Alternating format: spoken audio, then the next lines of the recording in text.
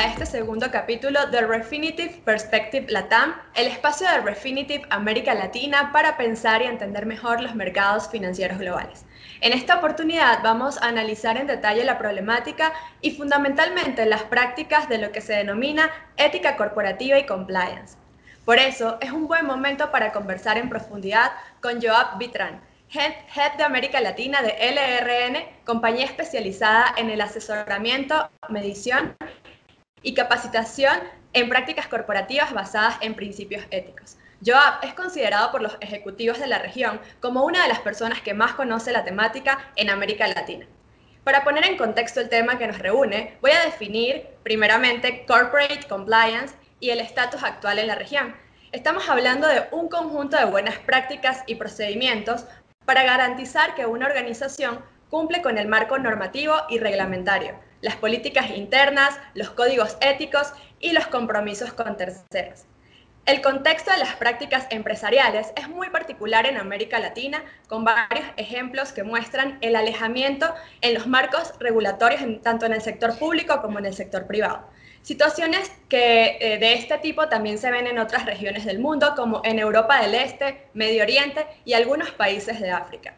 En los últimos años, la temática de compliance en muchos casos dejó de ser una opción voluntaria para muchas organizaciones y se convirtió en un requisito a integrar dentro de su estrategia de negocio, estructuras internas, a fin de cumplir con los marcos legales y protegerse ante situaciones de riesgo que podrían poner en serios problemas la estabilidad de la estabilidad de la compañía, la reputación o peor aún, la continuidad de las actividades de la empresa. Hablar de ética corporativa y de compliance no es un tema nuevo. La evolución de la legislación internacional, así como el endurecimiento de las sanciones y la relevancia de las legislaciones locales, ha hecho que este tema sea en la actualidad uno de los más novedosos, pero también incipientes a incorporar en las estrategias de gestión y visión de cualquier organización. El panorama mundial señala que este es un problema de todos los países. Una encuesta reciente realizada a inicios de año por Refinitiv revela datos preocupantes, con un promedio de casi 10.000 relaciones con terceros, entre los que forman parte proveedores, distribuidores, intermediarios, agentes o socios. Muchas organizaciones encuestadas no llevan a cabo plenamente la debida diligencia con respecto a terceros, ni en la etapa de incorporación u onboarding, ni en el monitoreo continuo. A ello se le suman las presiones de la competencia, una mayor globalización y las cadenas de suministro que son cada vez más complejas. Por ejemplo, voy a mencionar algunas estadísticas relevantes del estudio, y es que un 43% de los encuestados dicen que un 43% de terceros no están sujetos a controles de debida diligencia. También tenemos, por otro lado, que 60% de los encuestados no están monitoreando plenamente a terceros para detectar riesgos continuos. Y 63% acuerda que el clima económico global alienta a las organizaciones a asumir riesgos regulatorios con el fin de generar nuevos negocios. En este contexto, los especialistas en el tema señalan que las herramientas para enfrentar la problemática se basan en obtener mejores datos, mayor innovación y nuevas formas de colaboración para reducir el riesgo con terceros. También es fundamental aumentar la transparencia y la capacidad de recuperación en toda la cadena de suministros. Y bueno, luego de toda la introducción, es momento de hablar con nuestro especialista experto invitado. Le voy a dar nuevamente la bienvenida a Joab Vitran, responsable de las oficinas de América Latina de la compañía LRN, enfocada en consultoría, capacitación y seguimiento de prácticas corporativas de ética y compliance. Joab, ¿cómo está? Muy bien, muchas gracias Cintia y gracias a Refinitiv por la invitación. Gracias a ti por aceptar nuestra invitación. Quisiera hacerte unas preguntas para comprender por qué el tema de compliance y las prácticas corporativas éticas es un tema prioritario en la agenda de las compañías en América Latina. Compártenos, Joab, tu evaluación del tema de compliance en la región y cómo ves los pasos que las compañías en América Latina están dando con sus programas y cuál debería ser, en tu opinión, el rol de los compliance officers. Pienso que hace 15 años probablemente no se hablaba de compliance en la región. Eso ya por sí solo es un avance interesante. Sin embargo, vemos que muchas empresas se han quedado en un enfoque de checklist, de tener algunos elementos, entrenamiento, capacitación de compliance, líneas de denuncia, algo de due diligence, pero falta todavía ver la efectividad de esas iniciativas, ver si están produciendo impacto o resultado todos esos elementos con que cumplen. Y tiene que ver con lo segundo que preguntabas. Todavía, lamentablemente, la gran mayoría de las empresas de la región diría que los compliance officers tienen un rol bastante secundario. No tienen un asiento, una silla en la mesa donde se toman las decisiones importantes de negocios. No tienen la capacidad de frenar algunos temas cuando ven que contravienen los valores o las políticas de la empresa. No tienen un canal directo con el directorio, la junta directiva. Los principales reguladores internacionales, en particular el Departamento de Justicia norteamericano, ha emitido guías que miden la efectividad de los programas de compliance. Y una de las preguntas que se hace es si los compliance officers cuentan con la autonomía, con la estatura, los recursos suficientes para llevar a cabo su gestión. Creo que muy pocas empresas de la región podrían contestar eso favorablemente. Muchas gracias, Joab. Y hablando, bueno, nos compartiste un poco tu evaluación y el rol de los compliance officers. ¿Cuáles son los factores que inciden en el avance, estancamiento o retroceso de compliance en la región? ¿Y cuáles son los países que en tu criterio muestran más progresos y a qué se le atribuye? Y si hay alguna diferencia clave en cómo afronta esta problemática empresas multinacionales con respecto a empresas locales. Gracias, sí, es una buena pregunta. Diría, en primer lugar, que el mundo del compliance va avanzando con una tendencia bastante clara en la historia. Tiene que ver con escándalos corporativos. Si se va uno al comienzo de la década de los 2000, los escándalos de WorldCom, de Enron, luego una oleada regulatoria, en esa época la Sarbanes-Oxley, o distintas regulaciones que luego las empresas se van adaptando a ese marco nuevo. Lo mismo pasó después de la crisis subprime y así, ¿no? En el caso de Latinoamérica diría especialmente, mencionaría tres factores. Diría, en primer lugar, la aplicación de legislación particularmente norteamericana con alcance extraterritorial, como la Ley de Prácticas Corruptas en el Extranjero, la FCPA, que han llevado a que el Departamento de Justicia y la Superintendencia Norteamericana, la SEC, sancionen a empresas latinoamericanas y las investiguen por actos de corrupción cometidos en suelo latinoamericano. Estas son empresas con actividades en la región o basadas en la región. Y para terminar esos acuerdos o esas investigaciones, se llega a un acuerdo con las autoridades norteamericanas en donde la compañía establece que mejorará estándares, que va a implementar una serie de prácticas para intentar garantizar que eso no ocurra en el futuro. Y eso a la vez es monitoreado por un monitor externo. Todo eso lleva a que las empresas vayan subiendo los estándares. En segundo lugar, diría, como mencionabas, la presencia de multinacionales.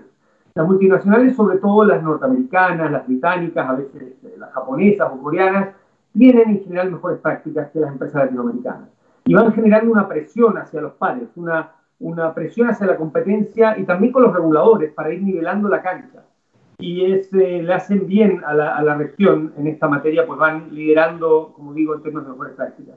En tercer lugar, diría que también la sociedad civil, en esta especie de primavera anticorrupción, que no es lineal, tiene avances y retrocesos, pero sin duda ha marcado una tendencia en que en algunos países se ha mejorado la regulación y hay una expectativa de la ciudadanía respecto de los políticos, respecto de las empresas, de mejorar en términos de transparencia, integridad, entre otros. Respecto de las multinacionales, como digo, están definitivamente un paso adelante versus el resto de las empresas latinoamericanas, porque tienen que adaptar sus estándares a los headquarters, a la casa matriz. Sin embargo, también vemos en muchos casos un cierto problema que enfrentan al intentar implementar en Latinoamérica un programa de compliance que viene de la casa matriz y que no es suficientemente personalizado, customizado a la realidad latinoamericana. No tiene en cuenta, por ejemplo, la cultura o la forma de hacer negocios o los riesgos latinoamericanos. Entonces, eso diría que es un factor clave, la capacidad de customizar o personalizar los programas que vienen de la casa matriz. En general, las multinacionales tienen un interés en mejorar los estándares. Una empresa multinacional que tiene altos estándares anticorrupción no puede competir con una empresa local que paga sobornos de licitaciones. Por lo tanto, es en su interés la capacidad de mejorar los estándares, de trabajar con los reguladores para que la cancha sea más pareja para ellos también. Y junto con eso le hacen mucho bien al país donde están también. Los países que han sufrido escándalos corporativos en los cuales se han investigado y sancionado empresas locales son en general los que están a la cabeza en el avance de esta disciplina. Entonces, algunas empresas brasileras grandes en la última década fueron sancionadas con multas enormes. Algunas empresas casi llegaron a la quiebra por esto. Pero eso a la vez implicó, como digo, que en estos acuerdos con autoridades norteamericanas fueran avanzando en mejores prácticas, fueran contratando compliance officers de mucho nivel, fueran entregándole poder, atribuciones, presupuesto para poder implementar mejores prácticas. En segundo lugar, diría que la operación Lavallato fue muy importante a nivel regional, llevando a que muchos países avanzaran en algunos estándares. Pero también lo que ayuda ha sido la llegada a la OECD, a la OCDE, de parte de muchos países, por ejemplo Colombia, en términos de ir emitiendo ciertas regulaciones que van ayudando a acercar a las empresas a mejores prácticas. Hay una correlación muy importante en general que se ve entre el avance de compliance y el Estado de Derecho, la fortaleza de las instituciones, la calidad de la democracia. Entonces podemos saber bien, digamos, en Latinoamérica cuáles son los países que tienen mejores atribuciones en esas materias y que por lo tanto preparan el campo para que compliance pueda avanzar de una mejor manera. Muy bien. ¿Y cuáles son los criterios, a tu criterio, las principales áreas de riesgo de ética en tema de ética y compliance en América Latina y si consideras que existe algún patrón común de malas prácticas en escándalos corporativos recientes? A ver, en términos de áreas de riesgo, pondría en primer lugar todo lo vinculado a los temas de corrupción en sentido amplio, ¿no? Desde el pago de sobornos, a los regalos y la hospitalidad, los conflictos de interés, los tráficos de influencia, todo lo vinculado a corrupción. Creo que algo que hace 10 o 15 años no estaba en la conciencia de los líderes, pero hoy día está en primer lugar o en uno de los primeros, gracias a movimientos que partieron en otros países, pero han ido permeando a la región, como es Me Too, tiene que ver con el acoso laboral y el acoso sexual. Creo que las empresas han ido adoptando lentamente, pero han ido mostrando avances en materia de diversidad e inclusión, e ir trabajando en un ambiente que prevenga el acoso y que vaya generando un entorno de respeto y de inclusión hacia todos los trabajadores y trabajadoras. Creo también, en tercer lugar, importante mencionar algo que definitivamente hace una década no estaba en primer lugar y hoy día está dentro de los principales riesgos para todas las compañías. Tiene que ver con lo que es la ciberseguridad y la privacidad o protección de datos. Ahí hay muchos países en Latinoamérica que han ido adoptando regulaciones de mejores estándares vinculados a los GDPR europeos. E insisto, empresas tratando de entrenar a sus trabajadores entendiendo que el eslabón más débil es el humano. Uno puede tener los mejores sistemas de protección, pero al final estamos a un clic de tener un escándalo mayor por algún tipo de hackeo, phishing, etcétera, ¿no? Respecto de la pregunta de los escándalos, creo que sí hay algunos denominadores comunes que uno puede observar. En primer lugar, diría la existencia de denuncias que fueron desestimadas. En todos estos casos uno ve que alguien sí levantó la voz, alguien dijo acá está pasando algo extraño y normalmente esas denuncias fueron desestimadas por el liderazgo y además a veces con represalias hacia los denunciantes. En segundo lugar, diría que estamos en presencia de metas extraordinariamente agresivas, poco razonables, que dicen al final o transmiten un mensaje de llega a la meta como sea, no me importa cómo, pero tienes que llegar. Todo eso va generando un aliciente, un incentivo a incurrir en malas prácticas, en tomar atajos, ¿verdad? Éticos incluso. Y en tercer lugar mencionaría, muchas empresas cuando hablan de estos escándalos, hacen referencia al concepto de bad apples, ¿no? De manzanas podridas. En el fondo, tuve un empleado que se apartó de los valores o un grupo de empleados que violó las políticas corporativas, pero está restringido, digamos, a ese grupo o a ese empleado que era, por decirlo así, una mala persona. Pero con las investigaciones y cuando van saliendo las evidencias, uno se da cuenta que no era una manzana podrida, es que el árbol completo estaba podrido. Entonces se trata más bien de una cultura que incentivaba a esas malas prácticas. Ningún programa de compliance es infalible. Siempre va a ocurrir que alguno de los empleados o directivos o líderes pueda pasar a llevar estándares éticos o pueda incurrir en mala conducta. Lo importante es que esa mala práctica sea a pesar de la cultura ética de la empresa y no gracias o motivada por la cultura corporativa. Muy bien, y como pregunta final, y agradecemos también tus palabras finales, ¿qué hacen y qué no los programas de compliance más efectivos? Esto es un tema que venimos estudiando bastante y hacemos un reporte anual con un benchmark de de cientos de empresas alrededor del mundo y vemos qué funciona y qué no en distintas empresas. Y como conclusiones diría que en primer lugar está el apoyo y la supervisión activa de las juntas directivas, de los directorios. Es lo que se conoce como tone at the top, ¿no es cierto? Pero no solamente hablar sobre compliance, sino también revisar los presupuestos, garantizar que el programa cumpla con y tenga los recursos suficientes, el compliance officer tenga la estatura y la capacidad de conversar con el directorio a solas.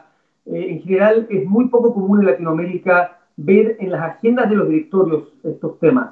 Vemos que muy pocos directorios son capacitados en temas de ética y compliance y que pasan muy poco tiempo hablando de estos temas. En segundo lugar, diría que el concepto de justicia organizacional.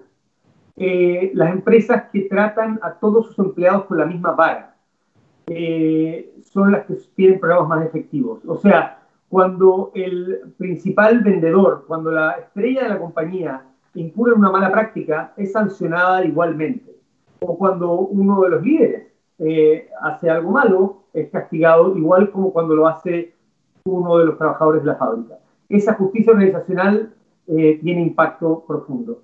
En tercer lugar, diría que las empresas con mejores prácticas celebran y reconocen el liderazgo ético. Miren, es muy común cuando uno habla con líderes de empresas que las personas logran reconocer a sus top performers, ¿no? Estos son mis estrellas de venta, estos son mis líderes en materia de negocios. Pero muy pocos saben reconocer a quiénes son sus líderes éticos.